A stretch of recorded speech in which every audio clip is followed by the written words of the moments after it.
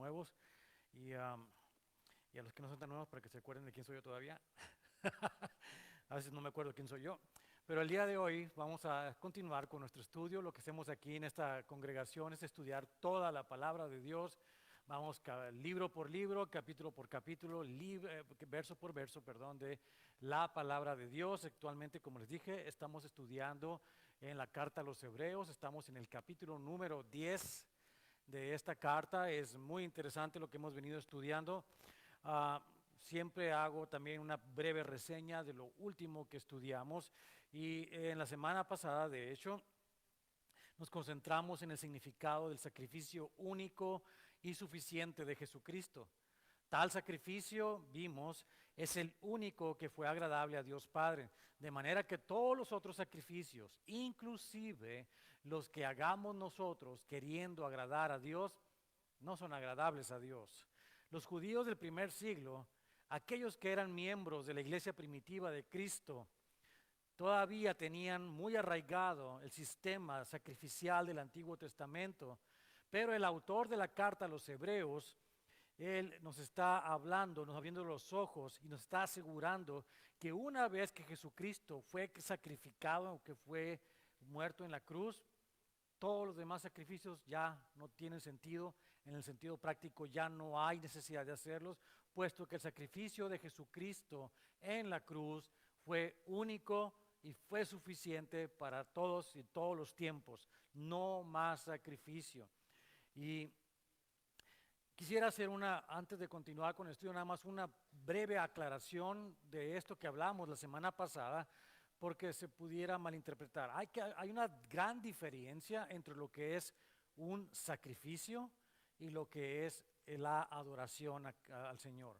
La adoración es algo que tenemos que hacer. Todos nosotros fuimos hechos con el propósito de adorar al Dios verdadero.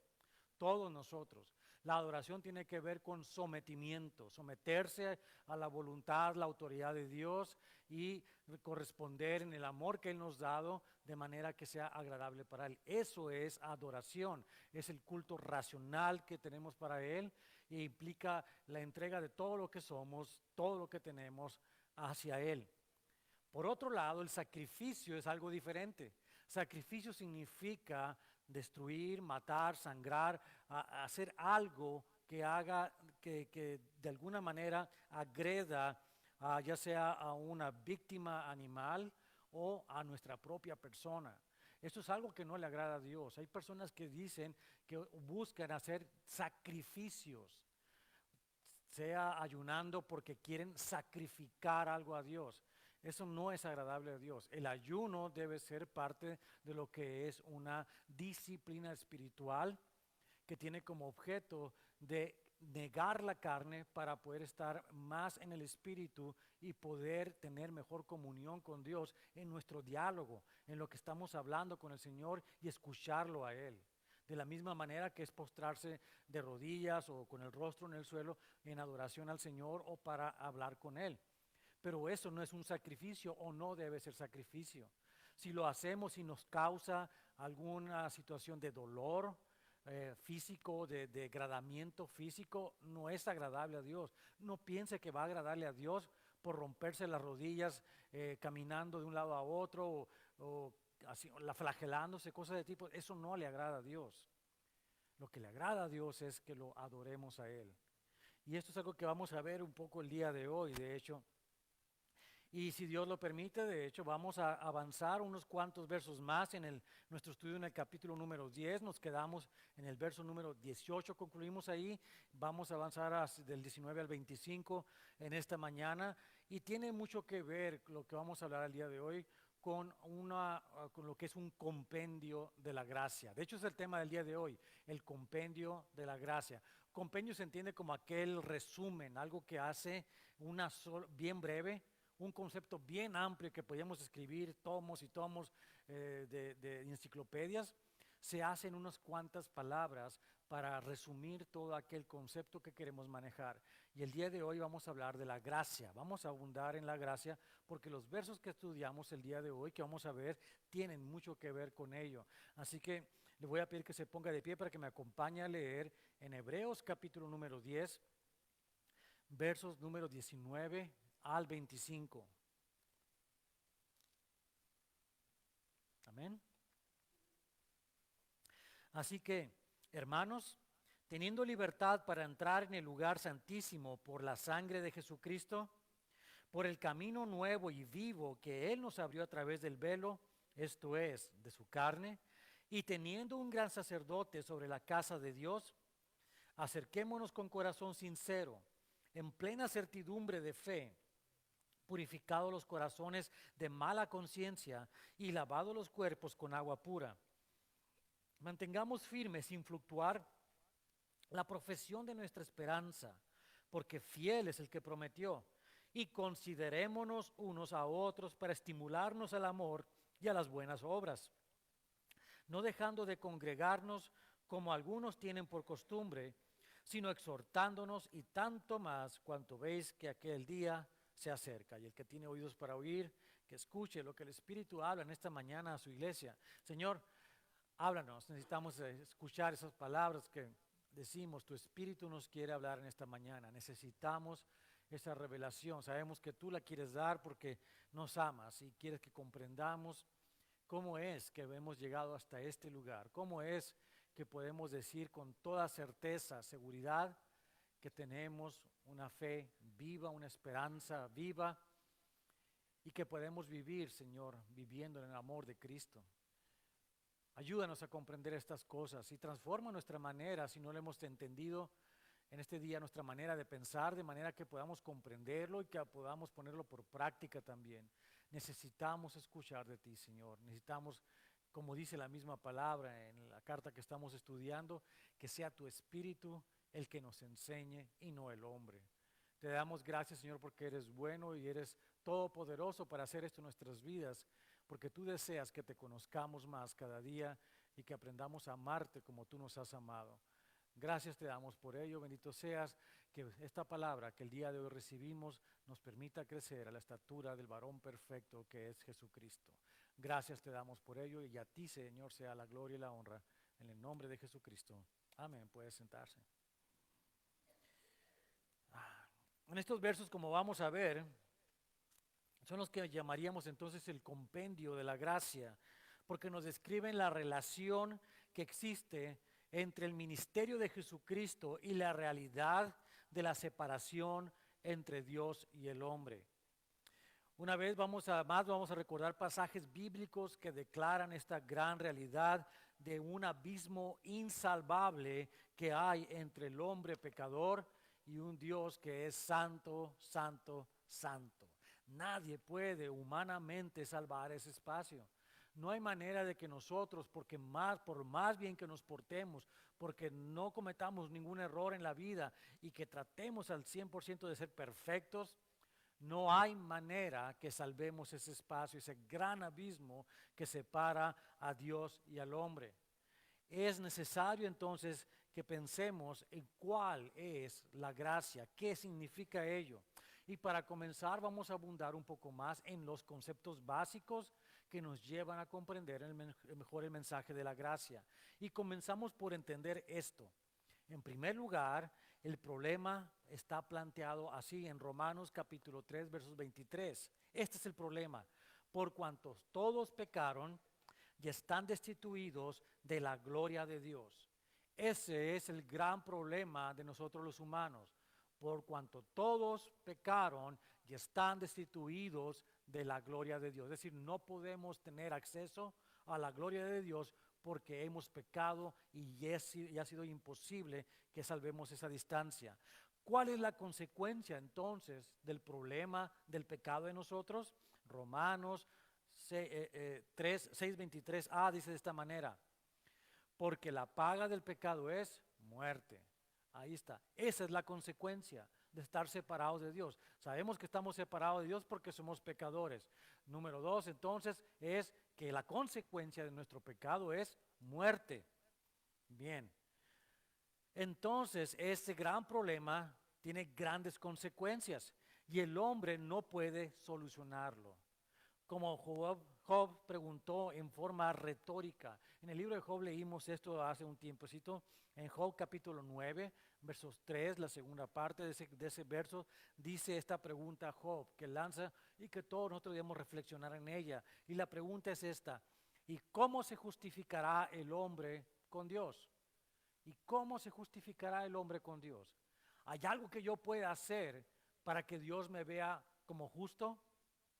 La respuesta es bien sencilla y dice el verso 33 de ese mismo capítulo 9 de Job: no hay entre nosotros árbitro que ponga su mano sobre nosotros dos. Es decir, no hay un humano como humano que pueda ponerse entre Dios con una mano y la otra mano sobre el hombre y traiga esa reconciliación entre las dos partes y sea un puente que sirva. No hay humano que lo pueda hacer. Ninguno de nosotros podemos hacer esa cosa. Ese es el gran problema que tenemos nosotros los humanos con Dios. Entendemos entonces que es necesario que el problema del pecado en la humanidad sea solucionado por alguien más, un mediador, Jesucristo, como Pablo escribió en primera carta de Timoteo capítulo 2, versos 5 al 6, donde dice: porque hay un solo Dios y un solo mediador entre Dios y los hombres, Jesucristo hombre, el cual se dio a sí mismo en rescate por todos, de lo cual dio testimonio a su debido tiempo. Y ahí está la clave. Jesucristo, siendo Dios, se encarnó en hombre. Siendo hombre, tomó la parte de nosotros los hombres para querer acercarse a Dios, pero siendo Dios pudo lograr salvar ese gran espacio y no solamente justificar a una persona, sino a todos aquellos que creen esto. Esa es la gran realidad de la gracia. Ese sacrificio único y suficiente que Jesucristo hizo en la cruz en favor de nosotros es lo que nos permite estar en la presencia de Dios, puesto que nos hace perfectos a todos los que hemos recibido esta gran verdad, como lo hemos ya estudiado en el verso 14 de este mismo capítulo 10, donde dice de esta manera: porque con una sola ofrenda hizo perfectos para siempre a los santificados. Aquí se pudo levantar una pregunta, por ahí la escuché. La pregunta es: ¿somos perfectos nosotros? Si hemos recibido a Jesucristo como Señor y Salvador, somos perfectos en justicia delante de Dios Padre por la justicia del Hijo de Dios impuesta en nosotros. Nosotros, en la carne, nosotros humanos, somos pecadores, no hay nada justo en nosotros. Pero la justicia de Dios, a través de su Hijo Jesucristo al morir en la cruz, se impone en nosotros y tenemos esta vestidura nueva de justicia con la cual podemos venir delante de Dios Padre y ser aceptados por Él. De otra manera sería imposible que estuviéramos ahí. Y esta, mis hermanos, es la llamada doctrina de la gracia y es bíblica. Es decir, nosotros no tuvimos nada que hacer con ello, absolutamente nada. La gente se puede decir que no tiene nada que ver que yo me esfuerce y que trate de hacer las cosas bien y que haga ofrendas y que ayude a los pobres y que done sangre, lo que usted quiera. Y la respuesta es un sencillo no, absolutamente no. No hay nada que usted ni yo podamos hacer para ir al cielo. ¿No se van al cielo la gente buena? La respuesta es no. Nadie se va al cielo por ser bueno. Nos vamos al cielo solamente por gracia, la gracia de Dios. Vamos a entender entonces lo que significa la gracia, puesto que parece que es algo diferente a lo que yo tenía pensado. A mí me dijeron, como dijo nuestra nieta, ¿verdad? Me dijo mi papá, dice nuestra nieta, Natalie le dijo a mi esposa, me dice mi papá que si me porto bien me voy a ir al cielo. Y mi esposa le contestó: tu papá es un mentiroso. Y es la verdad, en el sentido de que no, nadie se va al cielo por ser bueno, es gracia, es la gracia de Dios. Y eso es algo bien especial. La gracia de Dios tiene que ser comprendida, por lo tanto, porque esa es la única manera en que podemos llegar al cielo. Y vamos a entender lo que significa la gracia entonces. En primer lugar, déjeme decirle algo. La gracia es un regalo. La gracia es un regalo. Es algo que alguien da. Ya viene próxima la fiesta de Navidad, ¿verdad? Estamos por celebrar y la gente está acostumbrada a dar regalos, ¿verdad? Damos regalos a quienes amamos. ¿Por qué damos el regalo? Porque la gente se portó bien con nosotros, porque nuestro hijo es bien portado y le vamos a dar un regalo porque es bueno, ¿es nuestro hijo? No, le damos un regalo a nuestros hijos, a nuestros nietos, simplemente porque nosotros los amamos, ¿verdad? Es un regalo, nosotros escogemos darles algo a ellos porque tenemos amor por ellos. La gracia es así, la salvación es por gracia, es un regalo de Dios que Él da por amor a aquellos a quien Él escoge darla.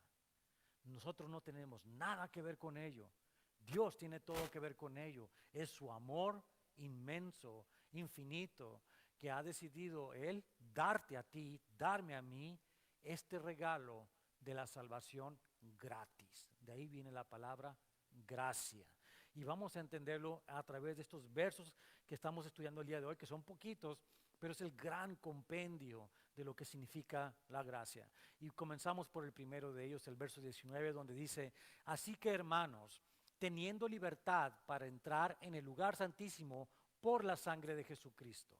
Está empezando a abrir un tema, obviamente, pero vamos a ver un verso a la vez. Dice: así que, hermanos, teniendo libertad para entrar en el lugar santísimo.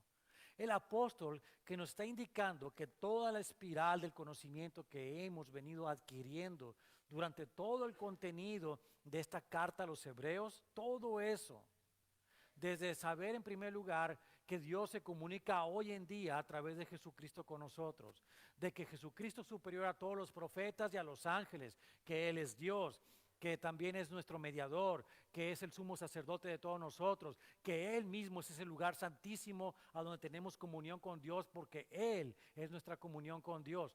Todos esos detalles, el que Él es el único sacrificio agradable a Dios y no lo que nosotros hagamos. Todo esto que hemos venido estudiando en la carta a los hebreos va subiendo en conocimiento y nos va quitando cosas de nuestra mente que nos tenían de alguna manera atrapados en algo que no es correcto de acuerdo a la palabra de Dios. Nos ha ido limpiando de todo ello. Ahora llegamos al punto en que simplemente el apóstol nos dice: esto es la gracia. Aquí en esto sencillo, tienes libertad para entrar al lugar santísimo por la sangre de Jesucristo. La única manera de tener ese encuentro con Dios, de entrar hasta donde Él está y tener esa intimidad con Dios, estar con Él, es a través de la sangre de Jesucristo. La sangre de Jesucristo. Vamos a ver un poco más adelante en los siguientes versos lo que significa eso. Pero note entonces que la libertad es algo muy especial.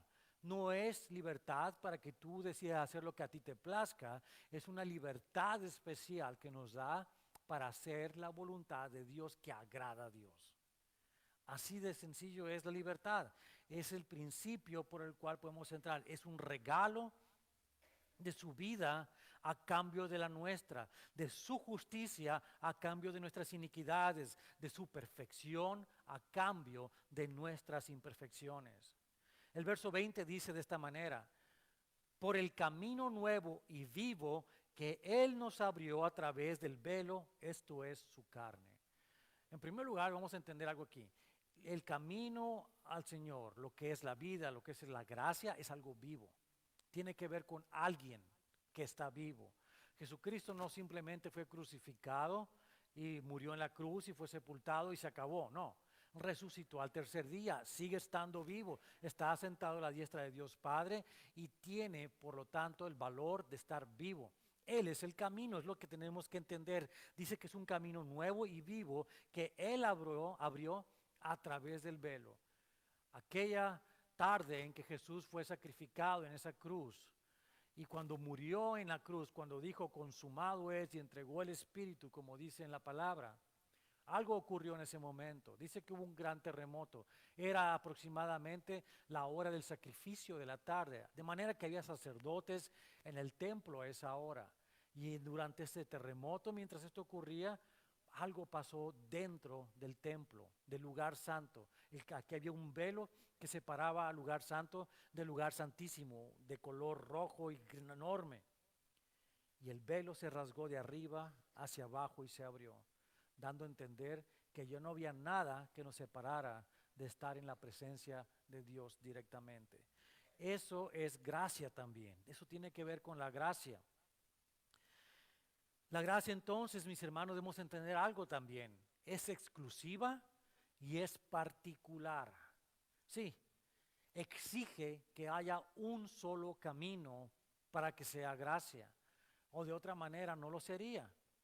Jesucristo, Él mismo dijo esto acerca de que Él es ese camino. En Juan capítulo 14, verso 6, el Señor nos dijo, yo soy el camino y la verdad y la vida. Nadie viene al Padre sino por mí. Nunca dijo, yo soy otro camino, ni dijo tampoco, yo soy un camino, como diciendo, hay más. Dijo que Él es el camino, no hay otro camino, no hay otra manera de restablecer nuestra relación con Dios que nos ha creado. El sacrificio de su cuerpo es ese único camino. O pasamos nosotros por la cruz de Cristo o no podemos llegar a ese lugar. Tenemos que reconocer lo que Él hizo en la cruz, su sacrificio, su sangre derramada, aceptarlo como es, recibirlo. Eso es lo que tiene que ver con aquello que estuvimos estudiando apenas la semana pasada, con lo cuando vimos que teníamos el pan y el jugo de uva, lo que es hablamos de ello. ¿Qué significa eso? Significa simplemente aceptar y recibir lo que el Señor nos está enseñando.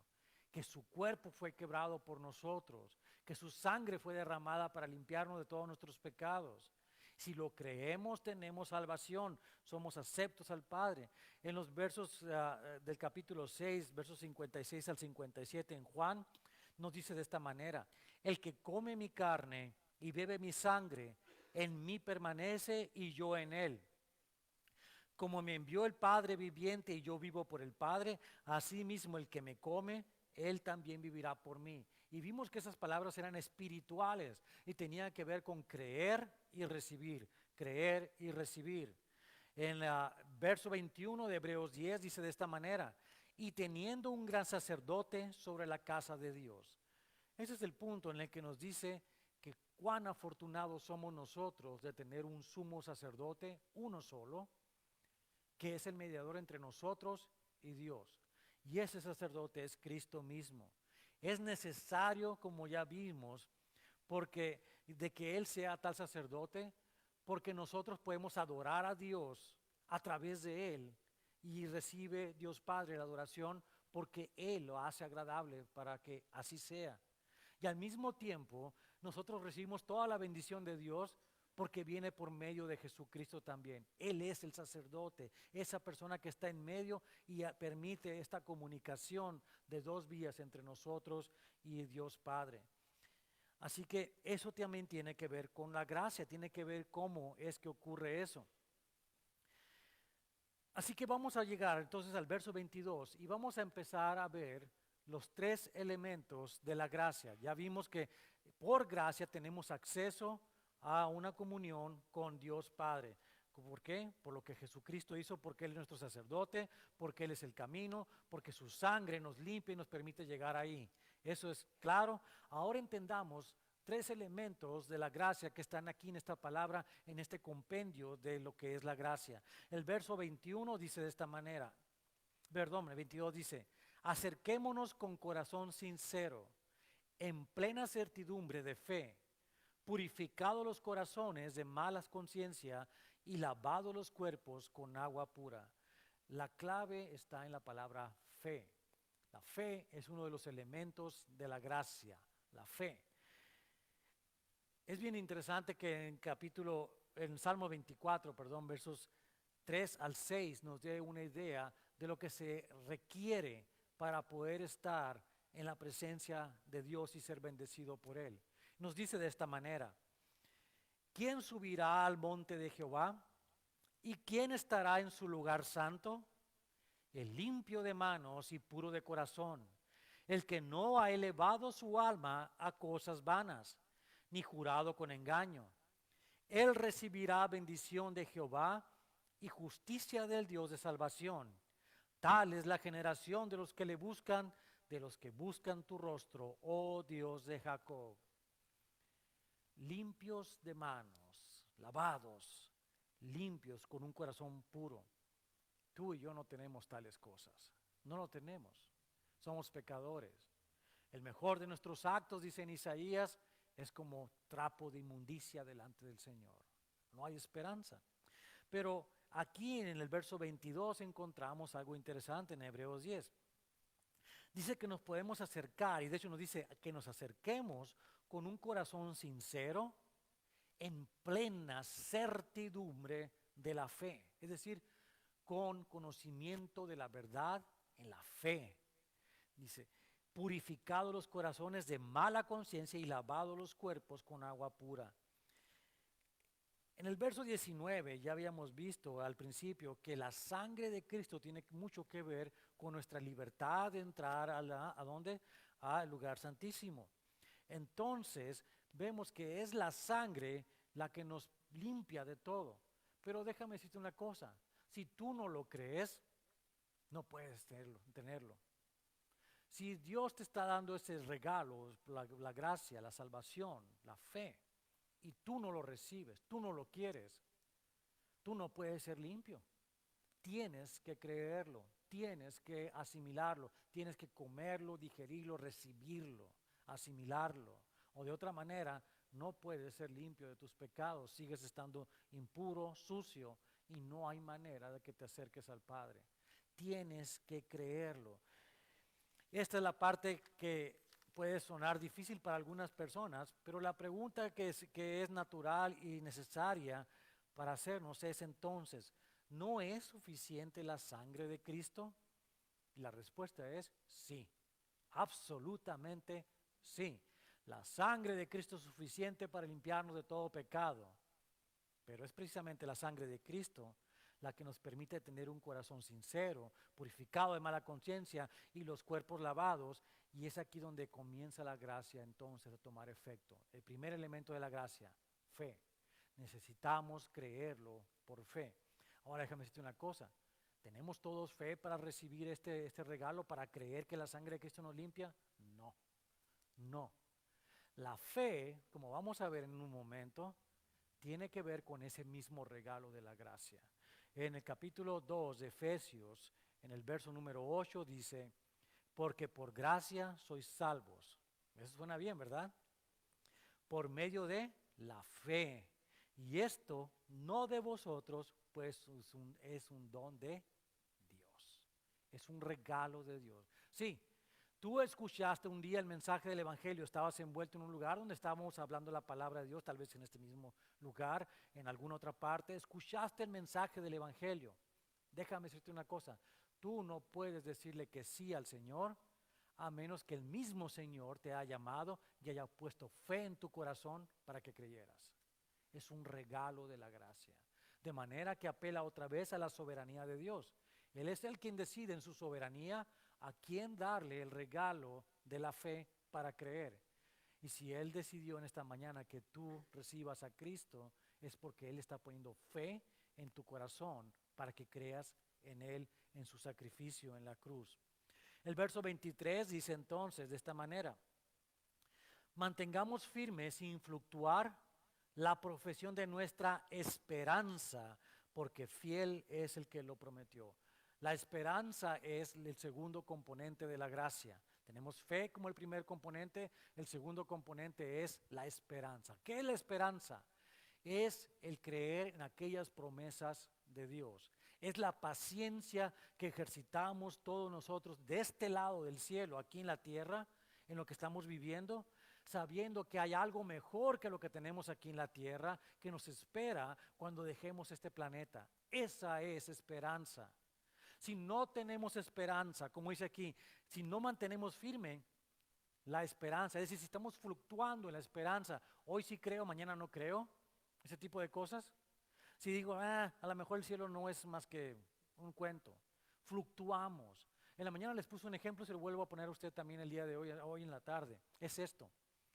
Si yo llego de repente y les digo aquí, me paro en el púlpito y le digo, ¿sabe qué? La reencarnación es cierta. Usted si se portó bien en esta vida, a lo mejor no le ha ido muy bien, tiene problemas, le falta dinero para hacer sus cosas. Si usted se porta bien, va a reencarnar en una persona bien rica, bien hermosa y va a tener todo bien suave. Por otro lado, si no se porta tan bien, probablemente reencarne en burro o en un caracolito por ahí. Va a decir, ajá, ¿dónde está su fe? ¿Dónde está su esperanza? ¿Dónde está la esperanza de nosotros? Para no fluctuar en estas ideas que la gente sopla como el viento que está soplando afuera de Santana y que avienta todos esos tumbleweeds por todos lados y que dan vueltas y papelitos por todos lados. ¿Sabe una cosa?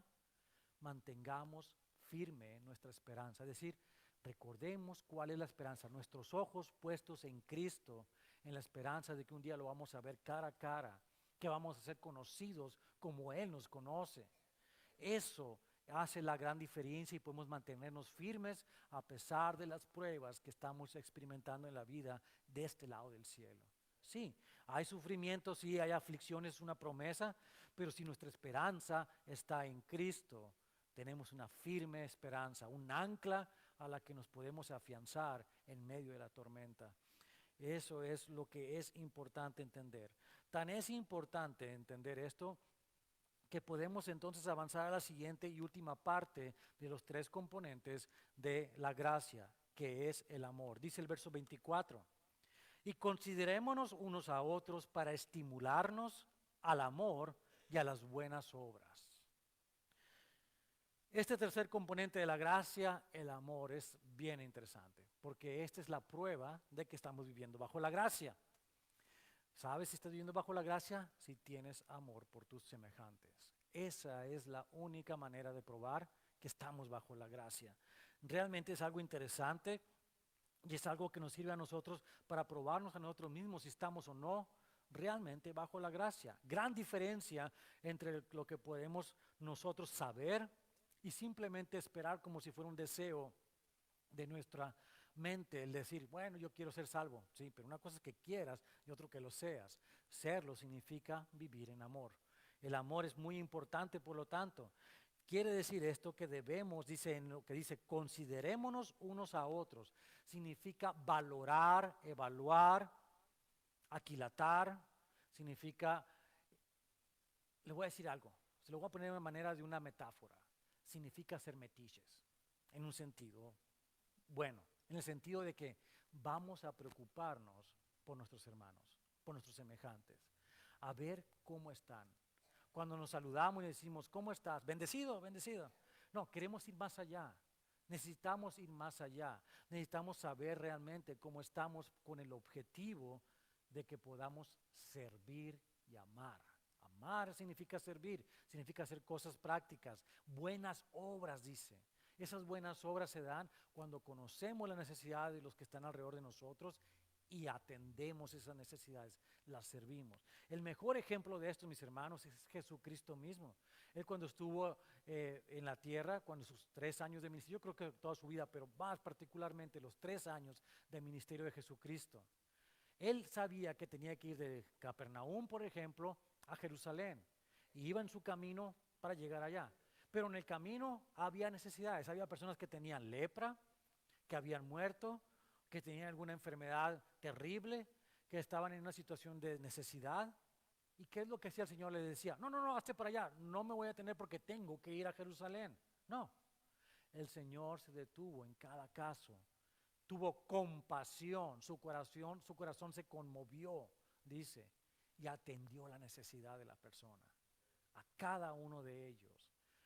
Y eso no ha cambiado. Nosotros tenemos que hacer lo mismo. Más allá todavía está el ejemplo en la parábola del buen samaritano. Este hombre que había sido herido, que había sido dejado por muerto ahí en un lugar, en un camino, asaltado. Vino aquel hombre que era el fariseo, el hombre, el sacerdote, pasa y lo ve y dice, tengo prisa porque es hora de ir al templo. Y lo dejó tirado, no hizo nada por él. Pasó a la otra persona que tenía que ver con la alabanza, el levita. Tiene que ir, no puedo detenerme porque tengo que ir a ensayar y la voz, y tú sabes, no puedo, me van a ver desde allá que estoy todo sucio. No, lo dejó ahí.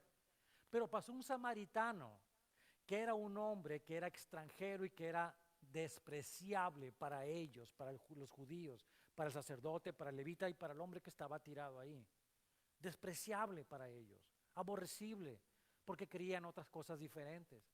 Este hombre samaritano se detuvo, atendió a este hombre, lo levantó, lo curó, lo llevó a un lugar donde fuera atendido y pagó todo. ¿Por qué? Porque es su prójimo. Tu prójimo es la persona que está más cerca de ti, los que estamos aquí todos. Y esto es algo importante. Si no estamos dispuestos a servir a aquellos que están con nosotros, aunque nos saquen la lengua, ¿verdad? O nos pongan zancadillas en el camino, no estamos amando. Y el amor es la clave para todo esto. El Señor Jesús nos había dicho de esta manera, de hecho, que ese en el mandamiento que nos dio. Pero antes de que entrar en ese mandamiento, quiero darles un ejemplo de lo que el Señor Jesús ve cada vez que nosotros servimos a alguien por amor. Cada vez que metemos la nariz en los asuntos de alguien para servirle, para ayudarle, el Señor nos ve de esta manera, como dice en Mateo capítulo 25, versos 34 al 40. Entonces el rey dirá a los de su derecha: venid benditos de mi Padre, heredad del reino preparado para vosotros desde la fundación del mundo, porque tuve hambre y me diste de comer, tuve sed y me diste de beber, fui forastero y me recogisteis, estuve desnudo y me cubristeis, enfermo y me visitasteis, en la cárcel y vinisteis a mí. Entonces los justos les responderán diciendo: ¿cuándo te vimos hambriento y te sustentamos, o sediento y te dimos de beber? ¿Y cuándo te vimos forastero y te recogimos, o desnudo y te cubrimos? ¿O cuándo te vimos enfermo o en la cárcel y vinimos a ti? Y respondiendo el rey les dirá: de cierto os digo que en cuanto lo hicisteis a uno de estos mis hermanos más pequeños, a mí me lo hicisteis. Así vemos el amor. Ahora quiero decir una cosa también muy importante. El amor como parte de la gracia, como el tercer elemento de la gracia en nosotros, aunque no es forzado, sí es ordenado. Es decir, el Señor Jesús nos ordenó que hiciéramos eso, que amáramos, que sirviéramos a los demás. Es algo que tenemos que comprender y tenemos que poner en práctica. De hecho, lo dice en Juan capítulo 15, verso 17. Esta es una orden expresa del Señor. Dice: esto os mando, que os améis unos a otros. ¿Se da cuenta? Él no dijo: esto les sugiero. No, esto os mando, que os améis unos a otros. Y eso tiene que ver con el servir, con el entregarse para que los demás estén bien. Todo lo que tengamos es necesario en beneficio de los demás. Y habiendo dicho esto, podemos entrar ahora hacia el verso 25, con el cual vamos a concluir. Por cierto, que son 9, cuando el pastor dice que estamos en el último verso y que vamos a concluir, significa que me queda media hora más hablando, así que pierdo las esperanzas de que va a salir en este momento. Evidentemente, para el Señor, el verso 25 nos dice de esta manera, y lo voy a leer otra vez, dice: no dejando de congregarnos como algunos tienen por costumbre, sino exhortándonos, y tanto más cuanto veis que aquel día se acerca. Evidentemente para el Señor es muy importante que los creyentes se congreguen. Después de todo, la palabra iglesia significa esto. Viene del griego eclesia, que significa a un grupo de personas que son sacadas de un lugar y llevadas a otro lugar. Son llamadas para ser sacadas. De ahí viene la palabra eclesia o iglesia en el español. Significa ser extraído como un grupo, personas, no una persona. Me ha tocado ya que una vez estuve platicando con una persona hace mucho tiempo en una parada del autobús y estaba leyendo yo algo en mi teléfono sobre la Biblia, y llega este hombre con una Biblia también a un lado y me dice que es cristiano. Y dice: oh, qué bueno, le digo, y ya lo saludé y le pregunté: ¿y tú dónde te congregas? Y me dijo: no, yo no voy a ninguna iglesia porque todos son hipócritas. Le dije: felicidades, soy uno de ellos. Soy uno de ellos. Entendamos una cosa: todos somos pecadores, redimidos pero pecadores, ¿verdad? El pensar que una persona no necesita reunirse con la iglesia es negar que es cristiano. porque es directamente relacionado. El congregarse es parte de ser el cuerpo de Cristo. El cuerpo de Cristo es una congregación, una asamblea de santos, los santos sacados para ser el cuerpo de Cristo. Esa es la iglesia y está en todas partes del mundo. No es un edificio como este, es el grupo de personas que han recibido a Jesucristo como su Señor y su Salvador, recibiendo el regalo de la gracia. Esa es la iglesia y está en todas partes, pero tenemos que reunirnos y juntarnos para seguir edificándonos, como dice aquí, para estimularnos a buenas obras, para seguir creciendo. Eso es lo importante de esto que estamos haciendo. Si la gente dice, no, no es necesario congregarse, entonces estamos fallando lo que dice la palabra de Dios aquí. Y si un punto de la palabra de Dios es falso, toda la palabra de Dios es falsa y estamos en grandes problemas. Así que tenemos que tomarla toda la palabra como es. Y simplemente nos está diciendo que tenemos que congregarnos. Esto es sumamente importante, que lo hagamos de esa manera. Cristo nos llamó a vivir en comunidad, en soportarnos unos a otros en amor. En el estudio que estamos llevando nosotros los hombres, estamos viendo estos versos que son bien interesantes en Juan capítulo 19, versos 25 al 27, pero déjale le cuento de qué se trata antes de leerlos. Se trata de esto. Jesús sabía que nosotros teníamos que vivir en comunidad, en comunión, en soportarnos unos a otros, en amarnos. De otra manera no nos hubiera dicho ese mandamiento que nos amáramos unos a otros. Pero es tan importante para Él, para Jesucristo, que cuando estaba crucificado, cuando tenía los brazos extendidos y estaba sangrándose y estaba muriendo, justo casi antes de morir, vio que alrededor de Él había personas que estaban cerca de Él y se preocupó por ellos en ese momento.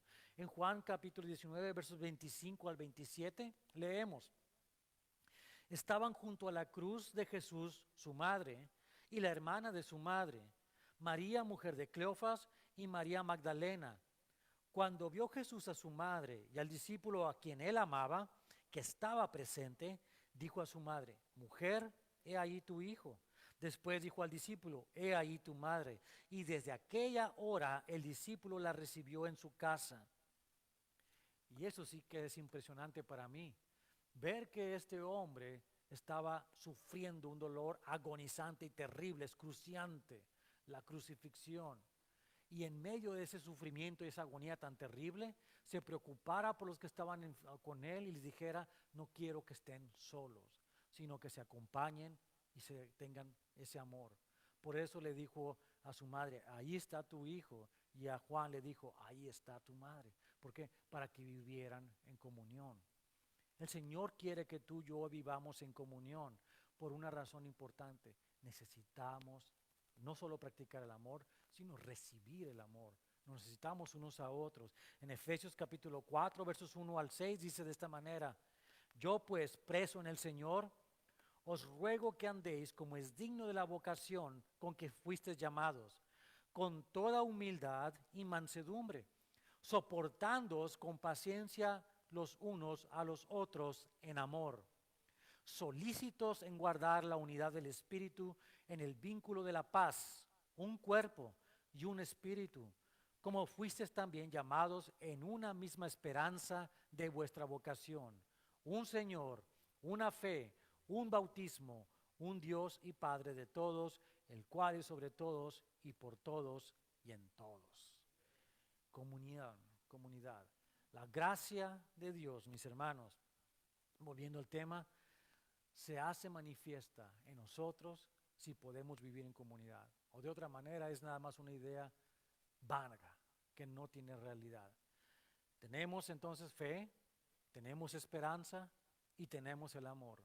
Los tres componentes de la gracia resumidos en estas pocas palabras del apóstol. En el contexto histórico, sin embargo, de este verso 25 es bien importante, porque en esa época esta carta fue escrita antes del año 70 de nuestra era. Y es bien importante por esta razón. Los judíos a los cuales se les fue escrita esta carta, esos hebreos, estaban todavía en la costumbre de unirse, aunque eran cristianos en el sentido de que habían recibido a Jesucristo como su Mesías y Salvador, se juntaban todavía en Jerusalén, en el templo, todos los días para adorar. Todos los días se juntaban y oraban y hablaban la palabra y las grandes maravillas que Jesús había hecho con ellos. Claro que sí, pero se juntaban en el templo. ¿Y sabe una cosa? El templo dejó de existir. Y la cosa es importante por ello, no dejando de congregarse, sino dice el verso, termina de esta manera, cuanto más y tanto más cuanto ves que aquel día se acerca. ¿Cuál día? El día de la destrucción del templo, el día en que ya no hay un lugar físico donde reunirse, pero donde podemos estar todavía reunidos en cualquier lugar. Cuando el templo dejó de existir, la iglesia se dispersó por todos lados y la gente se empezó a juntar en las sinagogas primero, pero después inmediatamente en las casas de cada persona. Todos los días se reunían, todos los días compartían el pan, todos los días hablaban palabra, todos los días comían juntos y tenían las cosas en común en las casas. Y esto es algo bien hermoso. Jesús dijo que esto iba a pasar y lo dijo así en Mateo capítulo 24, verso 2. En cuanto a lo del templo, dice, era una profecía que él dijo y se cumplió en el año 70 de nuestra era. Dice, respondiendo él les dijo, ¿veis todo esto? Se refería al templo, estaba enfrente en el monte de los olivos y estaban viendo el templo. Dice, de cierto os digo que no quedará aquí piedra sobre piedra que no sea derribada. Y ocurrió. Entonces la iglesia empezó a separarse, pero empezó a crecer por todas partes del mundo de una manera asombrosa. Déjeme decir una cosa, en los tiempos que estamos viviendo tú y yo aquí hoy en día, este templo en el que estamos no va a ser más para nosotros a partir de junio del año que viene. No sabemos a dónde vamos a ir, pero sepa una cosa, que donde estemos reunidos, ya sea en un parque, en una escuela o en la casa de alguno de ustedes, o mía, o la que sea, en pequeños grupos o en todos juntos, ahí está la iglesia. Ahí está la comunión de los santos. No se preocupe por un edificio físico, preocúpese porque haya la unión de los hermanos, porque de otra manera no estaremos viviendo bajo la gracia. Gracia implica entonces la fe en Jesucristo, en su sacrificio, la esperanza de las promesas que Él tiene para nosotros, el amor en que podemos vivir todos nosotros para probar que tenemos ello y en la esperanza que tenemos de que mientras estemos unidos todos, pues somos el cuerpo de Cristo. Oremos entonces. Padre, te damos muchas gracias, bendito seas, porque nos has hablado en tu palabra de una manera especial y podemos pensar de otra manera diferente a como habíamos llegado. Entendemos lo que es la gracia, ese regalo inmerecido que tenemos todos nosotros que hemos creído en Jesucristo como Señor y Salvador nuestro. Apreciamos el valor de tu sangre, Señor, que derramada en la cruz es suficiente para limpiarnos de todo pecado. Tenemos fe y depositamos nuestra fe en la persona de Jesucristo, porque solamente en ti, Señor, es que hay salvación. Eres el único camino que hay. Tú eres aquel que rompió el velo. Tú eres el que nos has permitido entrar a la presencia de Dios Padre y sin ti no lo podríamos hacer. Y te damos gracias por ello. Te damos gracias, Señor, por la esperanza que tenemos, que no importa lo que veamos de este lado del cielo, los problemas, las tribulaciones, la persecución, inclusive la muerte, nada nos puede separar del amor que es en Cristo Jesús. Nada nos puede separar de esa esperanza que tenemos en ti. Por lo tanto, podemos continuar nuestro peregrinaje de este lado del cielo, confiados plenamente en ti. Y te damos gracias también, Señor, por la comunidad de los santos, por lo que llamamos la iglesia de Cristo invisible. Gracias, Señor, porque no está compuesta por 4 paredes y un techo que nos cubren, sino por los hermanos en Cristo, aquellos que hemos sido separados, extraídos del mundo para ser parte del llamado cuerpo de Cristo. Gracias, Señor, porque nos permites experimentar a través del servicio el amor que tú has tenido para nosotros. Y al hacerlo, simplemente comprobamos que somos realmente miembros de tu iglesia. Gracias por haber hecho esto en nosotros, Señor, porque sabemos que así de seguros estamos, que tenemos esa fe, esa esperanza y ese amor que solamente pudo venir de ti. Por gracia somos salvos y no por obras. Gracias te damos por ello, Señor. Descansamos completamente y nos vamos contentos a casa sabiendo que tú tu bendición está sobre nosotros. Gracias te damos, bendito seas, en el nombre de Jesucristo. Amén. Dios los bendiga, mis hermanos. Recuerde esta tarde, si tiene preguntas sobre la Biblia o sobre la vida cristiana, puede venir aquí con nosotros, acompañarnos. 6 de la tarde, de 6 a 8 y media más o menos, vamos a estar por aquí. Dios los bendiga. Bueno, entonces, ¿por qué no se pone de pie una vez más? Vamos a terminar alabando a nuestro Señor, contentos, agradecidos por su palabra. Amén. Nos vamos a casa, como dice su palabra, bien armados, porque hemos escuchado de su palabra.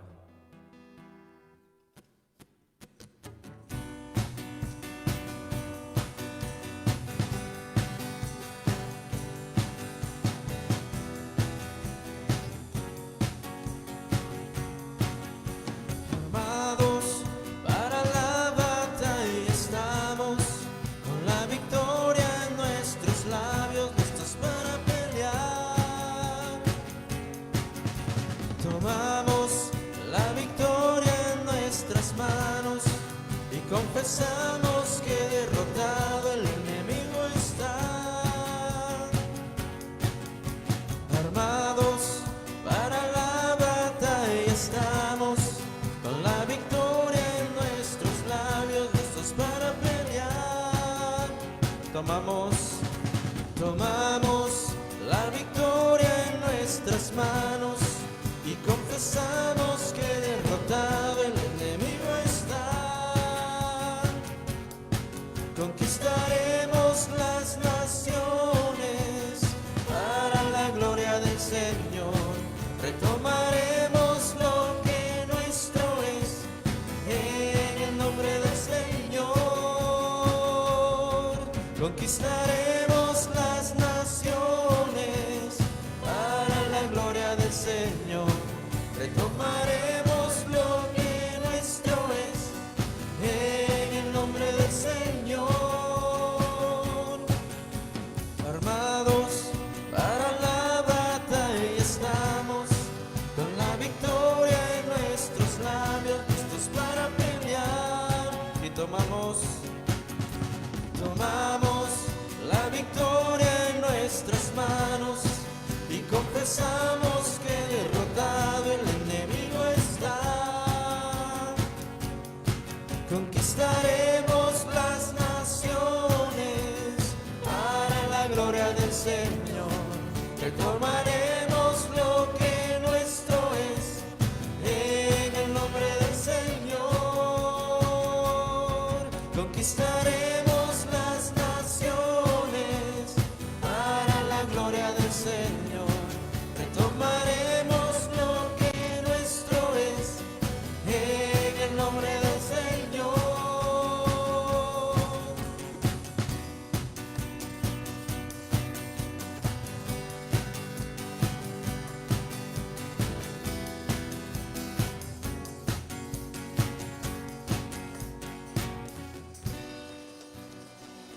Así es, Padre Santo, te damos gracias, Señor, porque tú nos brindas siempre de las herramientas, Señor, necesarias para poder seguir en esta vida, Señor.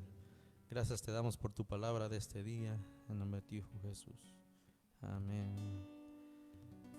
Amén. Bueno, que tengan un feliz día. Nos vemos el miércoles a las 7.